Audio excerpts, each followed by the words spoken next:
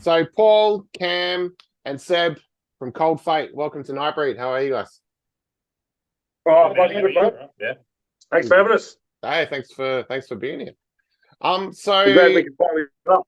yeah, man, yeah, for sure. Um, Yeah. so 2007 was like the very beginning of Cold Fate. What brought you know, the original members together to make some thrash metal way back then? Well, I discovered how good this motherfucker was at guitar. Yeah. Basically, I think wanted to start. I think at Dimebag's death, Probably something around there. around then, we thought, let's kind of like play some music, let's play some Pantera covers, and I think I might ask him to do drums, and he was like, "Well, I play guitar. How about I play guitar?" And then we kind of jammed for a bit, and yeah, just kind of to go further from there. I love for Ashton Palmer, Death and stuff.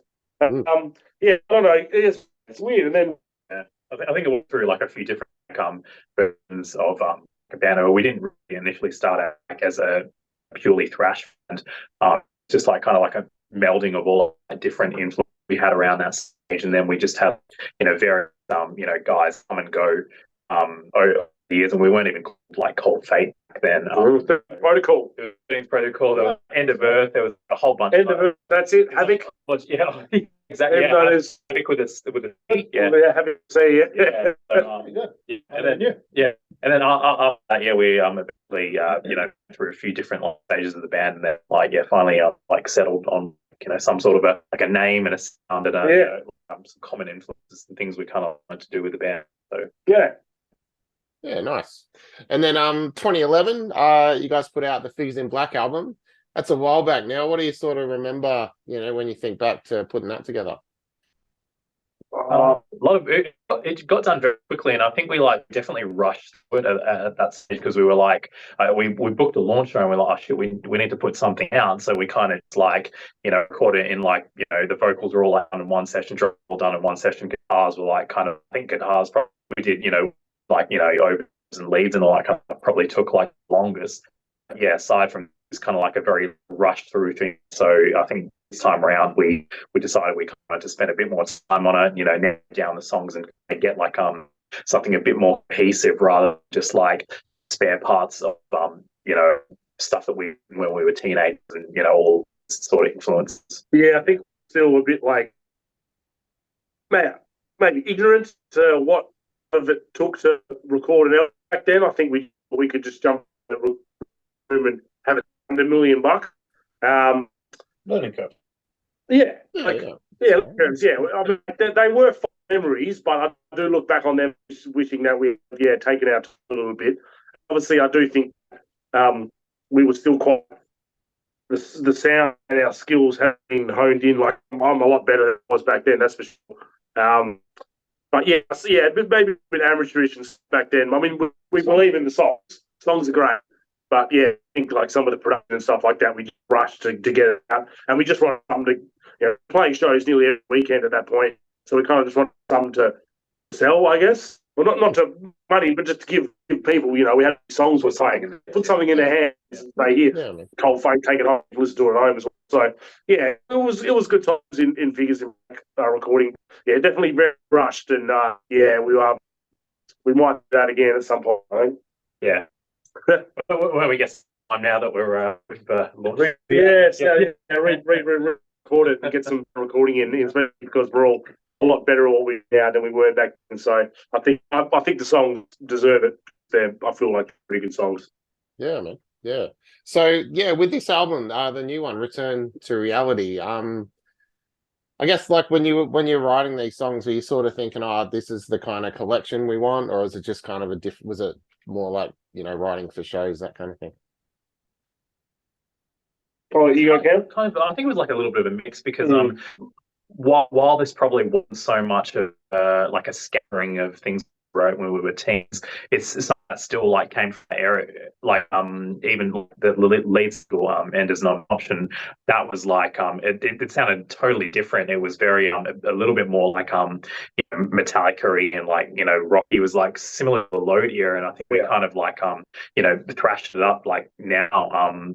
But yeah, we definitely kind of assembled a few things and kind of went like, okay, this is the sound we're looking at now, and it's a bit more cohesive than Figures of for sure. Yeah, definitely. Once I had those few main songs kind of written, then it became like, oh, we got the direction now.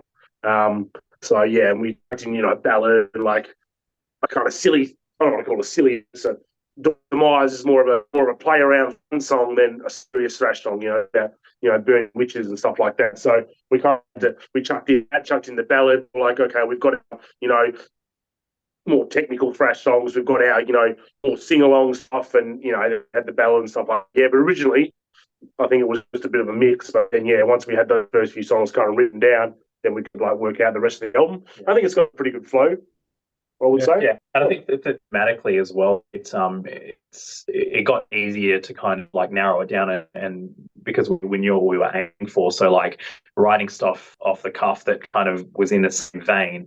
And I think lyrically as well, when you look at like say a title, "Return to Reality," it's a bit more. It wasn't written with that in mind, but I think especially in the post-COVID world, like returning to reality and seeing all the the kind of stuff that's still kind of going on as well.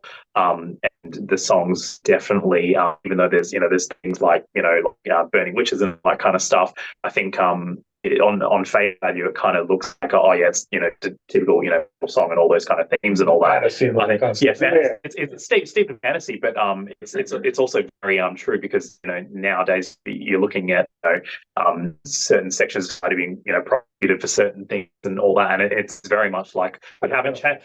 It's a metaphor, but it's like we haven't changed, and it's returned to reality. Everything's kind of like going on. Everything's still. Yeah. So the cover that all looks pretty post-apocalyptic, and was that an already existing image, or did you guys talk to someone and talk about the themes and that kind of thing to put that together? We had that in our head. The Cam had like, we definitely wanted like kind of a big world or wasteland kind of thing, where but then Cam the idea of like, obviously when Return to Reality, when we got the title, that's when Cam got the idea for a guy waking up out of a hospital bed, out of a coma or whatever, and then waking up to this apocalyptic world of death and war and and heat. yeah. All that stuff going on. Yeah. It's basically just Seb waking up from a coma. Yeah. But in the future we finally release the album and all that kind of stuff. Don't that beanie deceive you? He's got the longest hair out of all the band. So the production on the single that I've heard is really nice. Like, did you guys get it mastered or something? Like, how did that come together? Pretty independent. We all recorded ourselves, and all of us got really modern recording equipment. We pretty much we're pretty savvy with it. Yeah. And Cameron's a bit of an expert. Yeah. But then, he's had a few practice runs with he's recorded about 5 silent films, so he's had a practice run, so he should have it good by now. Paul said earlier about learning curves and stuff. I've been in studios quite a few times, and I just thought to myself, how hard can it be to invest in your own gear and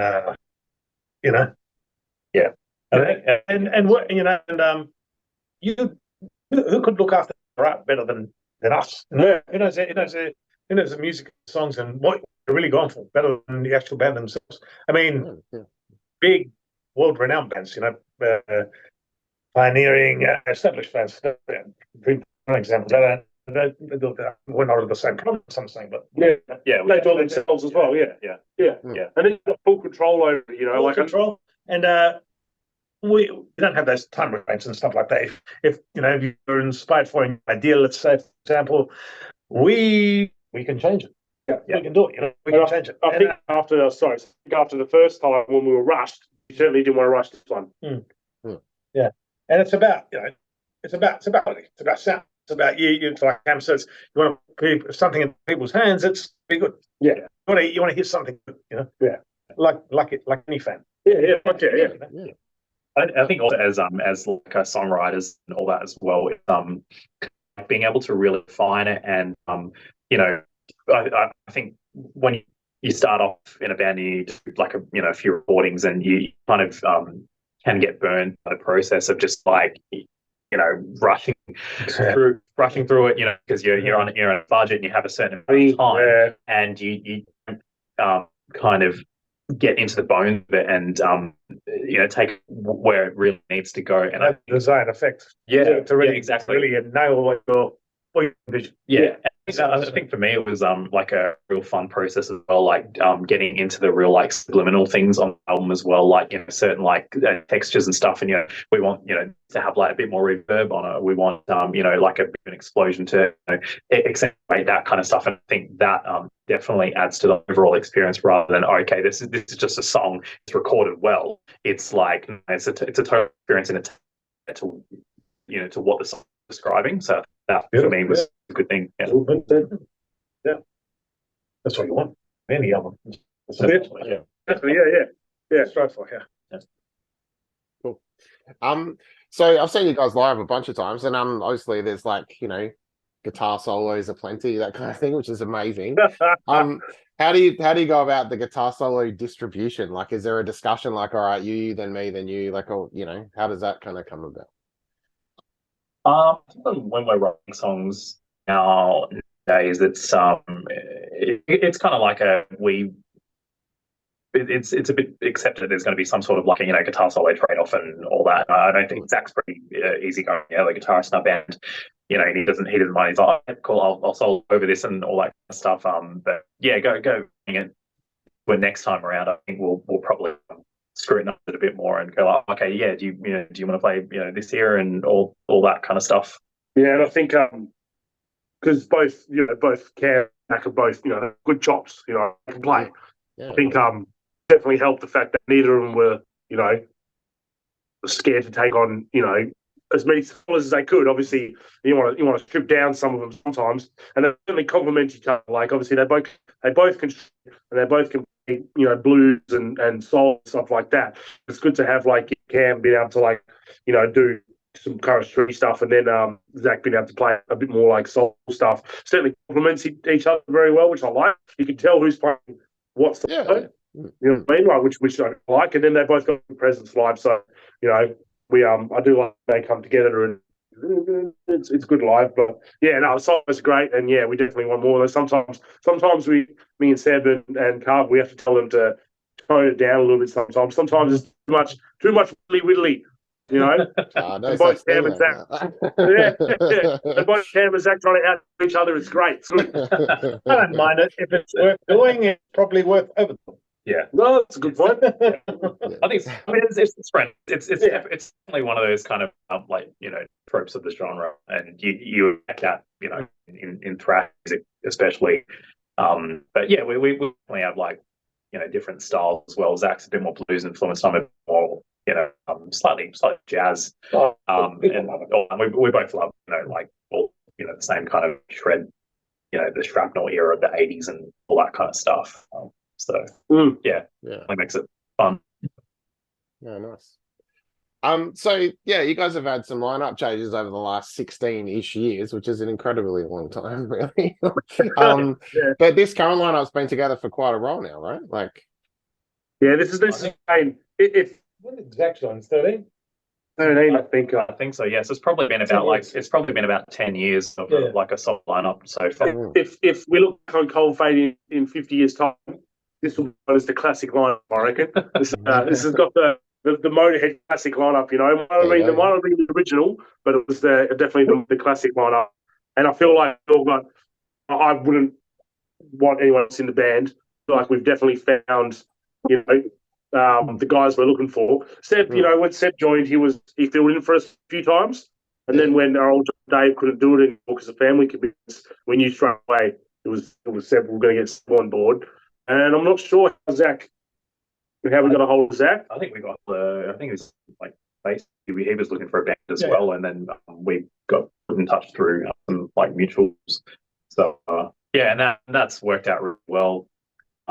Because we all like get along, and there's a lot of like brotherhood. There's a lot of banter. There's a lot of banter. Chemistry's great. Chemistry's good. Yeah, I'm a little kind of older than these guys. They're just his dad's just dad of the band. But good, because then we got Zach's the youngest one. Me, and Carver all the same age, and then Seb's a little bit older. So it's a good mix of ages there. But we're all as Seb said, it's a brotherhood. We'd all die for each other. Speaking of Zach, I remember his first rehearsal. I remember straight away. Like clicked. Yeah, straight away. Just brilliant. Yeah, we definitely had some previous guitar players in the band who like even our old guitar player, Jacob, who was a great guitar player, a great guy. It just did quite click. Not of any fault of his own. It just we click more than others. So when he unfortunately leave, it was a good opportunity for Zach, and it was a good opportunity for us to get someone a bit younger in the band as well, to give us a bit more fire and a bit more determination to push the music forward, I guess. Yeah, nice. That's cool. So away from Cold Fate for a minute, what have you guys been listening to lately? What are you checking out? I've been on a bit of an Icehouse and Mondo binge. Mm-hmm. I still listen to a heap of prog. That's probably my favourite genre. If I was more talented singer, I'd probably be in a prog band, but I seem to just only be able to yell. So here I am playing thrash. I do love, obviously, thrash is my first and foremost favorite style of metal. It's just got the energy. It's got the aggression. It's got the excitement. It allows for virtuoso performances as well. Whereas a lot of, I think thrash really paved the way for that as well. Very expressive. It's got everything. It's got everything. But I still love pop music. We all got just some music. Except we like. I've been listening to the latest Kill. Since always listen to classic rock, Kiss and everything. Hard rock. Yeah, just everything. Yeah, a bit of pop, soul. I love, The new release on the classic bands, Exodus and recent time, or the bands and good death metal, Blackman. Yeah, everything. Yeah, we listen to everything. Me and Seb were talking about Ice and stuff the other week. And both we're all into our soul music as well, and whether it be Marvin Gaye or Aretha Franklin, love that kind of stuff. I don't love the jazz as much as Cam does. What about you, Seb? I love the drumming. You love drumming, of course. I love jazz drummers and the classic. Anyone from Buddy Richards and Louis Boston and all those kind of. I love the music. I appreciate it, but I love the drumming. I love the drumming. All good drumming. I like all anything from just straight ahead stuff, cool stuff, great block leaders, everything. Well, I've been hearing good vocals too. I'm a big fan of we all love power metal and prog and stuff like that because sing. I mean, that's why I love pop music. Well, not so much like the modern stuff. We're all really like 80s and 70s, like whether it's Fleetwood Mac, Elton John or whatever. Just well constructed songs. And, the best. The classic. The best. Good hooks and well constructed songs. So yeah, you can. I think me personally, even say 90s pop and all that had just like really good chord progressions, singable choruses, that wasn't really like I'll stand 4 chords and they all kind of sound the same, which is what I feel a lot of it is today. So yeah, that's kind of what leaches into our music as well. Not just like pop, but those kind of song stuff. Those kind of things, and I'm listening to anything nowadays. Has been a huge game changer in that sense. Like I'm listening to albums week out. I used to, but I think now it's good to get a wide range of. You can literally find anything on Spotify. It's just like a minefield now. Yeah, I'll be listening to anything from pop to neo soul to metal to opera or something. I love Pavarotti. Even electronic music, I do like. I always liked house, trance and stuff. I do like down tempo music, like bands like Anything But the Girl with Trip Hop bands like Massive Attack, Portishead, and all those fun bands. We're all pretty diverse, yeah. Thrash Arias. Yeah, Thrash Arias, yeah. We've got a new style called Thrash Hop. So we'll have to be on the electric kit. So, the ninth Storm Rider is this Saturday. You guys got the album launch. Some of you are pulling double duty, right? I used to, yeah. I'm doing double duty with obviously Fate, and we're closing the show. I played another Bloodlust. Just another excellent, great black metal thrash band. Brutal, give them a pump. Yeah, brutal band and great guys. And yeah, black metal thrash. Yeah, black thrash. It's powerful, energetic, and great song. Just awesome, great guys, great players. Cam obviously being Silent Night as well. Yeah. You know, they're both playing. Seb's obviously in Silent as well. He obviously plays in Silent Night and the Metal Hits Project. And Seb plays the Metal Hits Project as well, actually. So both got. I just cold fate, mate. I'm not good enough for anything else. That's all right. Yeah. I would love to be, as I said, I'd love to be in a commander and do something, but yeah, I've got to get back on the bass. I used to play a bit of bass, so if I feel like I should get back on and join band, but times are of the essence, and we don't have a lot of it anymore. So yeah, that's good. But Seb once played 3 sets at Storm Rider a couple of years ago. That was 2016. Yeah, that was incredible. That was with Necromancer, Bloodlust, and Fate. First three. The drumming man, I called him. That's all from stage to stage. That's funny.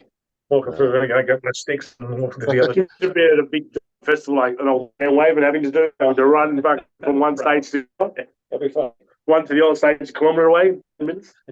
That was a fun night. It was a good night. Yeah, we like playing Storm Riders. Storm Riders, we feel like it's a good, look personal, and it has out a bit more from traditional styles. When it really started, it was more traditional style. Not so much traditional heavy metal in Perth and around Australia. So it was kind of branched out a little bit. It takes over. I used to put on Rust in Perth, which I haven't done for a while, and it's see that there's still festivals out there that want to put on a diverse lineup and not just the same bands. So you want to see different styles. And I don't want to go to a thrash bands. I want whether it be hard rock, glam, do metal, grind, punk, whatever. I would just like it all. But yeah, so Spiders, I think, branching out quite well, and it's only getting better, I think. Oh, it's all right. Sort of festival. Stewie does a good job. Stewie, he's the master of emotion, Stewie. He's the master of emotion. He's just so good at it. He knows what he's doing, that's for sure. Yeah. No, it's always a good time, eh? And I read so your album, it says limited to physical copies. Does that mean it's not streaming? Is that the idea? Not streaming at the moment. We'll obviously, because of the short turnaround time to get it for Storm Rider, we haven't had a chance to actually get all the streaming stuff organised. So that'll be a little bit down the line. Just at the moment it's limited to physical copies at Storm Rider, and we'll get some online stuff happening as well. Yeah, to set up a Oh, just getting the call, man. I'm just going to have to do that. Sorry. Get the Spotify, the YouTube music, Apple Music, kind of stuff. We'll set up a Bandcamp too, so people we'll probably sell our merch on Bandcamp, or we can get all sorts of stuff. There'll be more like shirts coming.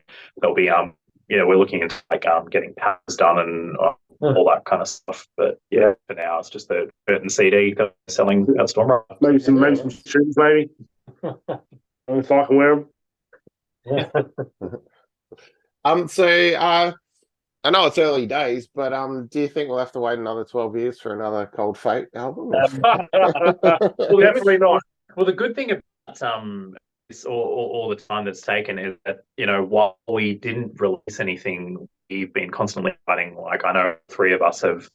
We're always writing riffs, and we've got ideas, songs out the way. So I think that the next task now is going to be trying to consolidate all those thousands of notes and ideas into what the next album is going to be. And we're always still jamming as well, and always coming up with new ideas, just kind of sparing each other on. So It's definitely exciting times ahead, and I can't wait to release the next one. This one's almost finally out. Yeah, it's reinvigorated the fire a little bit the last couple of months. Mm. You know, at times you get a bit tough there, wondering, you know, not whether it was going to be released or not, but you know how much longer it was going to take. And in a couple of months, obviously Cam's really knuckled down and got it sorted, and he has. We've also got like a good recording template as well, because you know Cam's crisp sound that he's in Seb have come up. Some sort of a process, so we don't have to spend as much time, you know, fucking around with sound and stuff. And yeah, we're always right. That many songs, and Seb's always coming up with songs. I mean, Seb's even playing guitar now. So he's got. I hold a guitar. Yeah, it's all right. It's all right. Yeah, he's all right. Coming up with riffs. We got everyone coming up with riffs. Yeah, Zach's always coming up with riffs and you know licks and stuff as well. So we got that stuff to work with. I would say the new album more than ever since. More than ever. Everyone's got to create. Yeah, like you said, it was a bit shaky there, and it was just there's a bit of certainty, you know, for whatever it is, just bouncing up. Yeah. I think everyone's just really reinvigorated. Yeah, reinvigorated, excited. Come up with everything. Yeah. Determined now as well. Like certainly, you know, motivations at all time. Matt in the band, I think. Just Matt was telling me the other day. He put the new album on. And he was like, man. Yeah, Carl's having a new family, and he was, you know, worried about whether he was going to go or not. And that's not even a thought now. He's so keen to continue on in this new album, you know, finished and out. And, you know, just, you know, come out and onto the new album and get all that stuff done. So, yeah, I feel like, motivation is at an all-time high. And so we've got like a real distinct sound we want to go for. Like we still like to mix it up a little bit, but we certainly got to set that we want to kind of like press the next album and certainly come down to writing a template. Yeah. It is, yeah. So, yeah, you don't won't be 12 years, mate. Definitely not. Answer your question directly, it won't be 12 years. Yeah, maybe 11. Yeah. All right, cool. Well, look, Paul, Cam, Seb, thanks heaps for your time. And, Cold Fate is always a blast to watch live. So, yeah, definitely looking forward to Saturday. Should be a good one. Well, thank you, mate. See you down there. Thank you for everything and you're doing for the Perth scene and all you give, mate. We really appreciate it. Thank you so much. Cool.